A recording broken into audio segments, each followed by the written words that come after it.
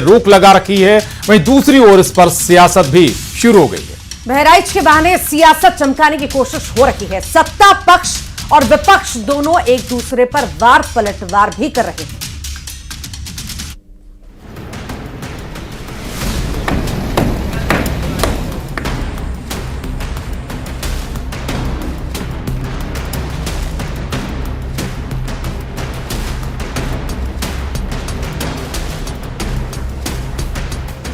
बहराइच में bulldozer action पर जहां एक ओर इलाहाबाद हाईकोर्ट की लखनऊ बेंच ने 15 दिन के लिए रोक लगा दी है, वहीं दूसरी ओर इस पर सियासत भी जारी है।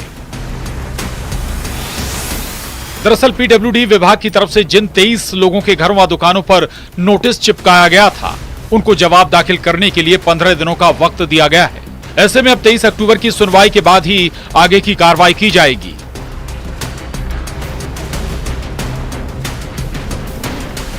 बहराइच हिंसा मामले में मुख्य आरोपी अब्दुल हमीद के वकील करीम हाशमी ने बताया कि पीडब्ल्यूडी ने 23 लोगों के मकान तोड़ने का नोटिस दिया था, जिसके खिलाफ हाईकोर्ट में जनहित याचिका दायर की गई थी, जिस पर तत्काल सुनवाई हुई और हाईकोर्ट ने नोटिस पाने वाले सभी 23 लोगों को अपना पक्ष रखने के लिए 15 दिन का समय दिया है। इधर बहराइच में अभी भी हालात सामान्य नहीं हो पाए हैं। महाराजगंज बाजार में अभी भी दुकानें बंद हैं। लोग डर की वजह से दुकानें नहीं खोल रहे हैं। अभी भी पुलिस बल तैनात है। जनपद बहराइच में 13 अक्टूबर को हिंसा हुई थी। मूर्ति विसर्जन के दौरान दो संप्रदायों में बवाल हुआ था। गोलीकांड में एक युवक की मौत हुई थी।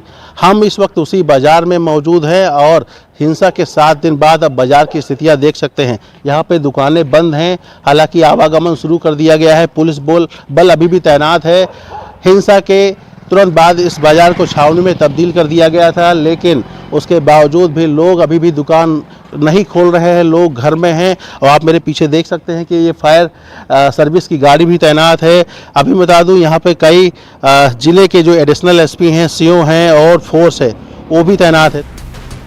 बहराइच में अवैध कब्जे के खिलाफ संभावित बुलडोजर एक्शन पर जहां एक और रोक लगी है, वहीं इस पर जमकर सियासत भी हो रही है। एसपी सांसद अवधेश प्रसाद ने आरोपियों पर बुलडोजर एक्शन का विरोध किया है। उन्होंने कहा कि कानून में इसका कोई जिक्र नहीं है और आरोपी को सजा देने का अधिकार सिर्फ कोर्ट का है। कांग्रेस ने भी इसका समर्थन किया और बीजेपी पर निशाना साधा है। वहीं बीजेपी का कहना है कि अवधेश प्रसाद से लेकर अखिलेश यादव तक वोट बैंक के लालच में अंधे हो गए हैं, अब कानून की भी निंदा कर रहे हैं। हम पहले ही कह चुके हैं कि बुलडोजर कानून, जहां कानून का राज हो और संविधान का राज हो, वहां पर कितना बड़ा से बड़ा कोई आरोपी हो, उसमें आईपीसी में, सीआरपीसी में, एविडेंस एक्ट में कहीं पर कोई प्रोविजन नहीं है बुलडोजर चलाने का, बर्बाद करने का।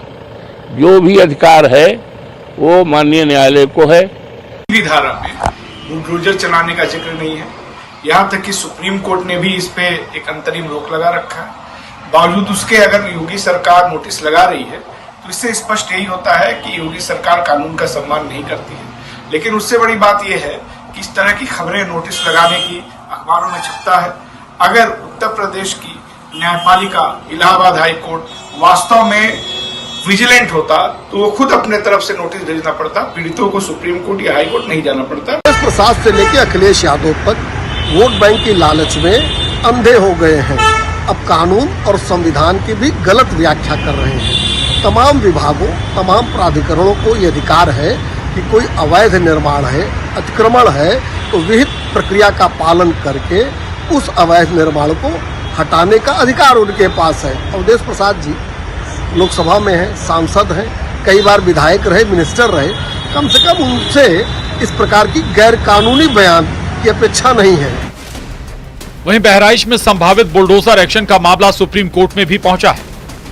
बहराइच हिंसा के 3 आरोपियों की तरफ से याचिका दायर कर तत्काल सुनवाई की अपील की गई है। याचिका में कहा गया कि बुलडोजर एक्शन पर रोक के सुप्रीम कोर्ट के आदेश को दरकिनार किया जा रहा है।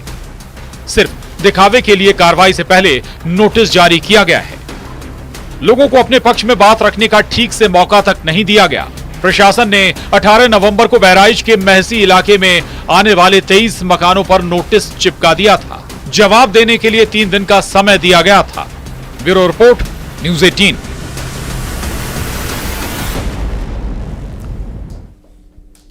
मदरसों को लेकर